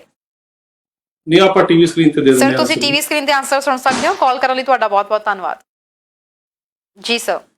ਹਾਂਜੀ, ਇਹ ਟ੍ਰੀਟਮੈਂਟ ਲਈ ਅਪਲਾਈ ਕਰਨਾ ਚਾਹੁੰਦੇ ਆ। ਉਹ ਬੇਸਿਕਲੀ ਤਾਂ ਜਿਹੜਾ ਵਿਜ਼ਟਰ ਵੀਜ਼ਾ ਹੁੰਦਾ B1 B2, ਤੇ ਉਹਦੇ 'ਚ ਇੱਥੇ ਆ ਕੇ ਕੰਮ ਨਹੀਂ ਕਰ ਸਕਦੇ ਪਰ ਇਲਾਜ ਕਰਾ ਸਕਦੇ ਆ। ਉਹਦੇ ਤੇ ਕੋਈ ਅਜੇ ਇਸ ਕਿਸਮ ਦੀ ਬੰਦਿਸ਼ ਨਹੀਂ ਹੈਗੀ। ਬਾਕੀ ਜਿਹੜੇ ਨਵੇਂ ਰੂਲ ਜਦੋਂ ਵੀ ਹੁਣ ਨਾਨ ਇਮੀਗ੍ਰੈਂਟ ਵੀਜ਼ਿਆਂ ਦੇ ਆਉਣਗੇ, ਉਹਦੇ ਵਿੱਚ ਆਪਾਂ ਦੇਖ ਕੇ ਇਹਨਾਂ ਨੂੰ ਦੱਸ ਦਿਆਂਗੇ ਵੀ ਕੀ ਹੈਗਾ ਲੇਟੈਸਟ। ਤੇ ਉਹਨੂੰ ਇਹ ਕੀ ਇਹਦਾ ਇਸ ਕੈਟਾਗਰੀ ਨੂੰ ਇਫੈਕਟ ਹੁੰਦਾ ਕਿ ਨਹੀਂ ਹੁੰਦਾ। ਇਹਨਾਂ ਵਿੱਚ ਤਾਂ ਬੇਸਿਕਲੀ ਇਹ ਆ ਕਿ ਇਹਨਾਂ ਨੂੰ ਇੱਥੇ ਇਲਾਜ ਇਹਨਾਂ ਨੇ ਕੀ ਕਰਾਉਣਾ, ਉਹਦੇ ਲਈ ਇਹਨਾਂ ਨੂੰ ਇੱਥੇ ਮਤਲਬ ਕਿਸੇ ਜਿਹੜਾ ਮੈਡੀਕਲ ਇੰਸਟੀਟਿਊਸ਼ਨ ਆ, ਕਿਵੇਂ ਹਸਪੀਟਲ ਜਾਂ ਕਿਸੇ ਡਾਕਟਰ ਨੂੰ ਪਹਿਲਾਂ ਦਾ ਜਿਹੜਾ ਕੰਸਲਟ ਕਰਨਾ ਪਊਗਾ। ਉਹ ਇਹਨਾਂ ਨੂੰ ਇਹ ਕਹਿਣਗੇ ਵੀ ਆਹ ਇਲਾਜ ਇੱਥੇ ਕਰਾ ਸਕਦੇ, ਫਿਰ ਇਹਨਾਂ ਨੂੰ ਇਹ ਸ਼ੋਅ ਕਰਨਾ ਪਊ ਵੀ ਇਹਨਾਂ ਕੋਲ ਫੰਡਸ ਹੈਗੇ ਆ, ਵੀ ਇਹਨਾਂ ਕੋਲ ਇਲਾਜ ਕਰਾਉਣ ਦੇ ਪੈਸੇ ਹੈਗੇ ਆ, ਫਿਰ ਇਹਨਾਂ ਨੂੰ ਉਹ ਵੀਜ਼ਾ ਮਿਲ ਜਾਂਦਾ। ਪਰ ਉਹਦੇ ਵਾਸਤੇ ਅਜੇ ਫਿਲਹਾਲ ਕੋਈ ਬੰਦਿਸ਼ ਨਹੀਂ ਹੈਗੀ ਉੱਤੇ ਕੋਈ ਵੀ। ਤੇ ਪਰ ਜਿਹੜੇ ਨਵੇਂ ਰੂਲ ਹੈਗੇ ਆ ਲੈਣ ਦੋ ਇਸ ਮਹੀਨੇ, ਫਿਰ ਆਪਾਂ ਇਹਦੇ ਬਾਰੇ ਜਿਹੜੀ ਜਾਣਕਾਰੀ ਦੇ ਦਿਆਂਗੇ। ਸੀ ਕਿ ਇਹ ਕਿਹਾ ਜਾ ਰਿਹਾ ਹੈ ਕਿ USCIS ਆਲਰੇਡੀ ਜਿਹੜਾ ਹੈ ਉੱਥੇ ਇਸ ਵਕਤ ਜੁਲਾਈ ਦੇ ਫੰਡਸ ਉਹਨਾਂ ਕੋਲ ਹੈਗੇ ਨੇ, ਫਾਈਨੈਂਸ਼ੀਅਲ ਕ੍ਰਾਈਸਿਸ ਚੋਂ ਲੰਘ ਰਹੇ ਨੇ, ਐਪਲੀਕੇਸ਼ਨਸ ਦਾ ਬੈਕਲੌਗ ਬਹੁਤ ਜ਼ਿਆਦਾ ਹੋਇਆ ਪਿਆ। ਅਜਿਹੇ ਵਿੱਚ ਜਿਹੜੇ ਫੈਮਿਲੀ ਕੇਸਿਸ ਵਾਲੇ ਨੇ ਆਲਰੇਡੀ 15-15 ਸਾਲ ਦੇ ਵੇਟਿੰਗ ਪੀਰੀਅਡ ਤੇ ਚੱਲ ਰਹੇ ਨੇ। ਕੀ ਤੁਹਾਨੂੰ ਲੱਗਦਾ ਹੈ ਕਿ ਇਹਨਾਂ ਦਾ ਵੇਟਿੰਗ ਪੀਰੀਅਡ ਆਉਣ ਵਾਲੇ ਸਮੇਂ ਵਿੱਚ ਹੋਰ ਵੱਧ ਸਕਦਾ ਹੈ? ਕਿਉਂਕਿ ਇਸ ਵਕਤ ਬੈਕਲੌਗ ਦੀ ਗੱਲ ਕਰੀਏ ਤਾਂ ਬਹੁਤ ਜ਼ਿਆਦਾ ਵੱਧ ਗਿਆ ਐਪਲੀਕੇਸ਼ਨਸ ਦਾ, ਤੇ ਉਹਨਾਂ ਨੂੰ ਵੀ ਨਹੀਂ ਸਮਝ ਆ ਰਹੀ ਕਿ ਇਹਨੂੰ ਕਿਵੇਂ ਨਿਪਟਾਇਆ ਜਾਏਗਾ। ਹਾਂਜੀ, ਇਹ ਗੱਲ ਜਿਹੜੀ ਹੈਗੀ ਆ ਬਿਲਕੁਲ ਸੱਚ ਆ ਕਿ ਇਮੀਗ੍ਰੇਸ਼ਨ ਜਿਹੜੀ ਹੈਗੀ ਆ ਸਰਵਿਸ, ਈਵਨ ਪੋਸਟ ਆਫਿਸ ਵੀ ਜਿਹੜਾ ਮਤਲਬ ਜਿਹੜੀ ਇਹ ਆਪਣੇ ਪੋਸਟਲ ਸਰਵਿਸ ਆ, ਇਹ ਦੋਨੇ ਹੀ ਫਾਈਨੈਂਸ਼ੀਅਲ ਜਿਹੜੀ ਪ੍ਰੋਬਲਮ ਚੋਂ ਲੰਘ ਰਹੀਆਂ।